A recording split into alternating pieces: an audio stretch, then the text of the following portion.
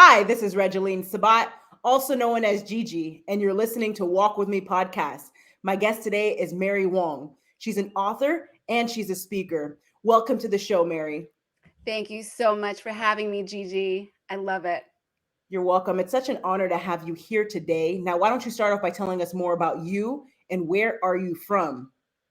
All right. Well, right now I'm in Los Angeles, California by the ocean. I just love being by the water because it's so healing, especially having gone through so much in life. We're going to get deep into that in just a moment. But after coming out of so many dark nights of the soul, struggling through life, living by the ocean is amazing. But I started off being the firstborn to Taiwanese immigrants in New Jersey, East Coast. So now I'm bi-coastal and yeah, what I do now is having gone through so many challenges in life, taking all of the golden nuggets learned from that, that's the whole point. I think God puts us through these challenges to walk through the fire so we can bring out the treasures and the gifts and then use that as our talents in the world to help other people who are going through the same thing, because it's part of human experience, as I've noticed working with so many people, that trauma, challenges, these are normal parts of being a human. And what we need to do is be in these kinds of conversations, surrounded by people that's going to give you their golden nuggets to help you along the way. And when you come out of it, you're going to want to do the same too, because we don't want that pain to go wasted for no reason. So that's a bit about me. It's very powerful. Now, you are also a sexual assault survivor, an advocate, and you've been kidnapped.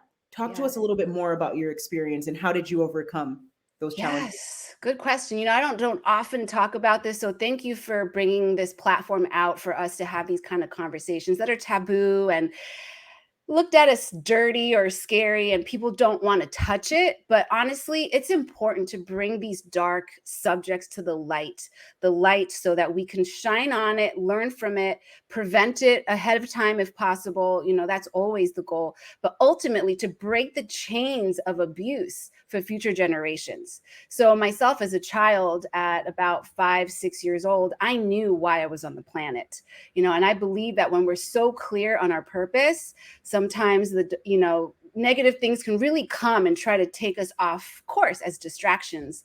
That's the way I frame it. And I was getting sexually abused as a child, and that really just took me off focus of being this happy-go-lucky child, obviously, because what came out of that was a programming of not knowing that you can ask for help, that you can go and find advocates. There were no advocates around me. The parents were not there to advocate. And even at an older age, when I approached the other parent to tell them, see, both of the parents were mentally ill, both narcissistic, one narcissist, one borderline personality disorder with narcissistic tendencies. And so the kidnapping, well, there were two separate incidences, but the sexual assault was going on for a little while. And then at one point, my mom took us out of school from New Jersey and kidnapped us and took us to Taiwan because they were having issues. And I remember her taking me to the rooftop of an apartment building, and she pulled me to the edge and was threatening to kill the both of us. And so I share this not to put a negative light on my parents. They're mentally unwell, even though one is highly successful in the business world. Um, it just shows you that you don't really know what's going on behind closed doors. We were raised to show perfection on the outside and hide what was really going on, all the abuse behind closed doors, the daily violence between the parents, sometimes one person going to the hospital, but definitely verbal abuse every single day. And that was really difficult. At least I had an older brother where we were the safe space for each other. And as we started to go through getting older through the years, we had each other to go back to and verify, like, do you remember this happening, or am I crazy? And having that, it was really such a gift, because not only do we have an ally in each other during those difficult years, we laughed our way through childhood because it was so toxic and abusive. And I believe that was our natural state of being, but also it created this like force field around us of joy and happiness. And I knew from a young age that that's what I was here to do, was to spread light and truth and joy and happiness. But before I was able to fully embody that, which is now, I had to go through a lot of trauma, repeating this pattern that was instilled in me in childhood. But also, epigenetically, science has proven that the trauma, so we are a body vessel. We have to understand this. We are a body vessel, and we've inherited all of the good and all of the trauma from the beginning of our bloodline. That's a long time ago. All of that epigenetically. So science has shown that trauma will leave a mark on your genes and it will pass down through the generations. Well, the good news is if trauma can alter your genes, you can also alter and heal it with positive, happy, healing experiences. So that's what I'm here for. And that's what I'm sure you're here for too, by having this platform to talk about these really tough conversations. I don't blame them. Nobody wants to talk about this, but it's important to, because it's happening. So we might as well talk about it so that we can do something about it.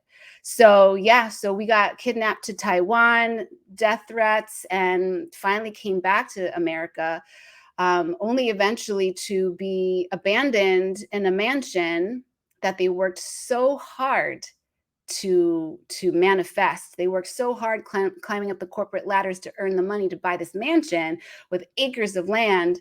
And because they had emotional issues between each other, they left us in America with a checkbook, went back to Taiwan, and we had no guardians. Nobody knew. We kept up appearances. We kept going to school, and they never came back to live with us ever again. It was insane. It was insane that I was a teenager. My brother was 3 years older. And there was just a lot of abnormal behavior that we had to navigate and find our way through. I didn't even understand looking for a mentor. So if anybody knows someone who's going through something like this, any kind of life challenge, recommend to them, go find a mentor. There's a lot of free places you can find free mentorship. There's a lot of nonprofits. There's just a lot of resources today that's available. You can learn a lot on YouTube. Or if you want to hire someone, that's great too. Shortcut it. But I didn't even know the concept of finding a mentor, whether it's spiritual, educational, self-developmentally, like none of that until my 30s. And then since then, I've been hooked nonstop. That's right. Receiving help truly matters. Now, you spoke about recovering or overcoming your heart block recently. Talk to us a little bit more about your experience of overcoming your heart block and healing from trauma. Well, specifically, what I was saying to you was a methodology called emotion code, but I've been working on removing my heart block for a long, long time. When you go through this much trauma, it does take time to peel the layers of the onions and then to like circle deeper and deeper to the root until you could truly turn from the caterpillar to the goop to the butterfly. And for me, it took a long time, but not everybody has to. It's just sometimes a trauma is just that deep. And it's okay, because at the end of the day, all those layers that you go through have a lot of wisdom that you can then share to people like this. And so I met someone who did emotion code, and it's a methodology where they come in and energetically release the heart wall. And even in Chinese medicine, which I spent some years studying, there's a pericardium is the name of this organ. They consider an organ that is a sheath over your heart. And energetically, it is in charge of opening and closing, basically, the heart. And so when you go through so much trauma, so much disappointment from especially the people who were supposed to be your advocates from a young age, again and again and again, your heart gets broken over and over and over. And those things are they are in your cellular memory, they're in your energetic body, they're just lodged in there. And they're also in your subconscious mind. There's a lot of levels where you want to start to undo and unpack the trauma that is put into you, as well as inherited, as I was saying earlier, from your epigenetics. But if you're listening to this, I know 100% that there is no such thing as an accident or coincidence. And you are right here, right now, listening to this on any platform whatsoever, because Spirit has led you here to hear this message of healing, of healing through not just the words, but the presence of the Spirit right now, right here, right now. Amen. Very powerful. Now, you are also a recovering drug addict. Talk to us a little bit more about your experience and how you overcame. That was a toughie. I would say, looking back, it's not so much a physical addiction for me, even though it spanned age 13 to about 22. And during that time, I studied, ironically, I went to New York University and I studied psychology and graduated in 4 years within the typical time. But all through those years, I was just getting increasingly into more intense types of drugs, starting with alcohol and then marijuana and then all kinds of things that were kind of hallucinogens.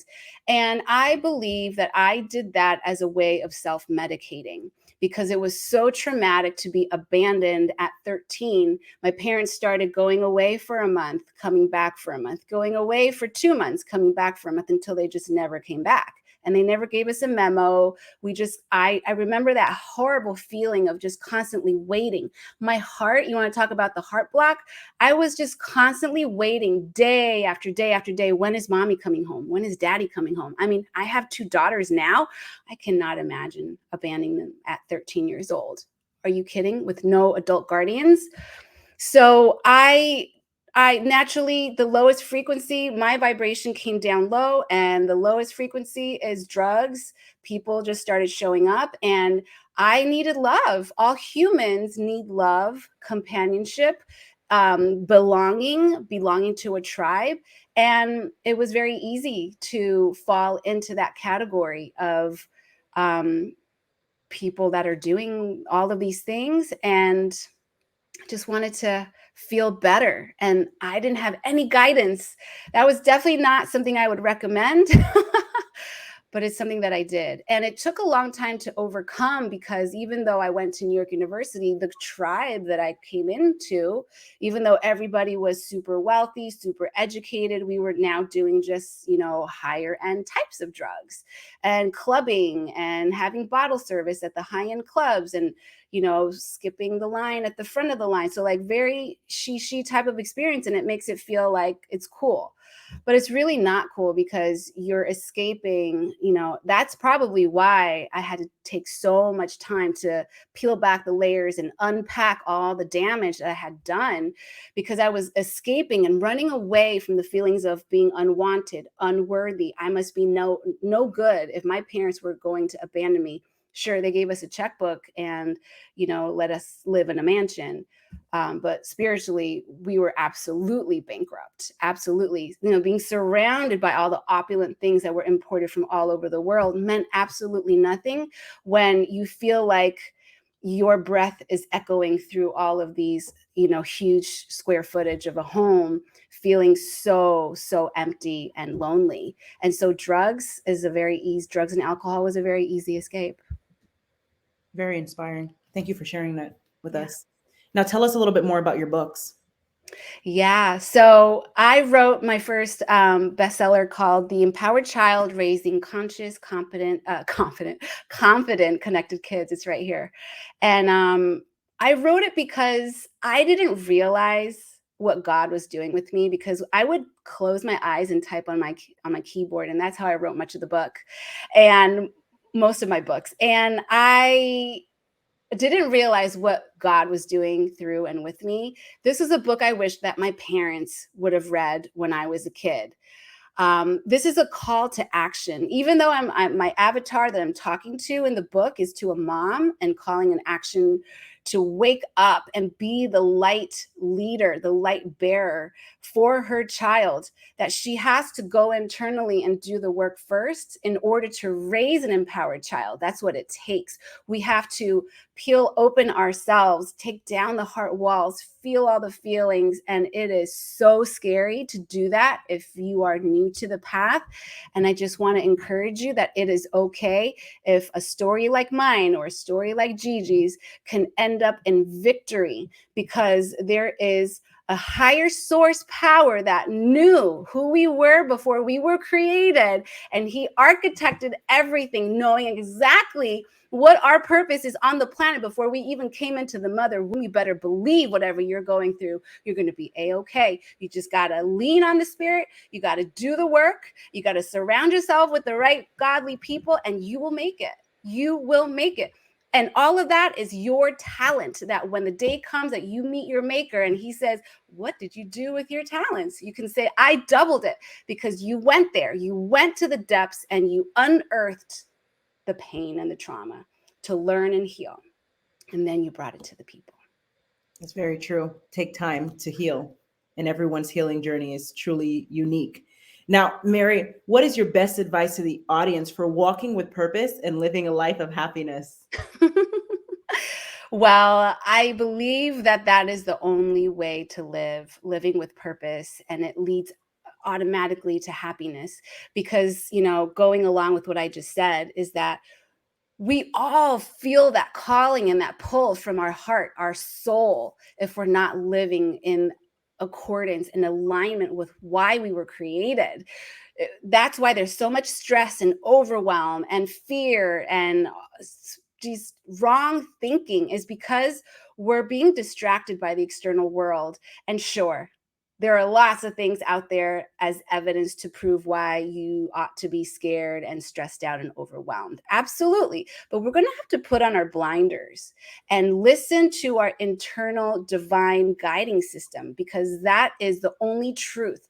We got to seek the only truth, because the truth for you is going to become why you're walking on this planet. And when you can figure that out, then automatically doors will open. All the old past things that don't serve will just shut. You just want to lock that door, and you will have a clear path ahead of you, and all the right people will show up. I call them destiny helpers. I'm a destiny helper. So is Gigi.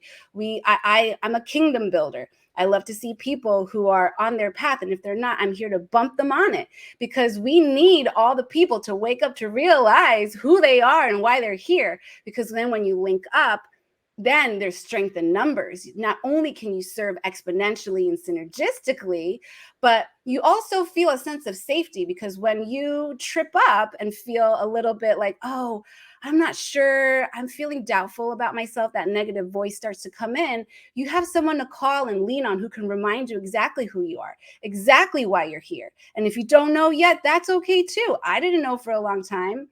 It's a process. It's a process for us to go from the caterpillar to the butterfly, and in between, that's called transformation. And that's what we're all doing here on planet Earth. I love it. Ladies and gentlemen, write it down. It's a process. I'll say it again. It's a process. Very powerful. Now, Mary, you talked to us a little bit about your own drug experience. What if someone else is going through that situation right now? They may be facing a challenge and they've turned over to drugs. What do you say to that person? Wow. Well, we all know consciously, right? So even though I'm starting there to say that like it doesn't actually help us, I know that it's not a conscious thing. We have to understand our unconscious mechanism. Think of your brain and think of yourself like artificial intelligence. What comes in goes out. It's predictable to a certain degree. And so if in your childhood you had a lot of trauma, or in your bloodline or your lineage on either side, there was a lot of trauma and you inherited it there, and nobody healed it yet, nobody transformed it and transmuted it yet into the gift and the talent, you are the one to do it. You are the one. And it's okay Don't beat yourself up for using drugs and alcohol to numb the pain. It's actually a pretty common thing. So don't feel like you're the only one. You're all alone. You should be ashamed. You should hide.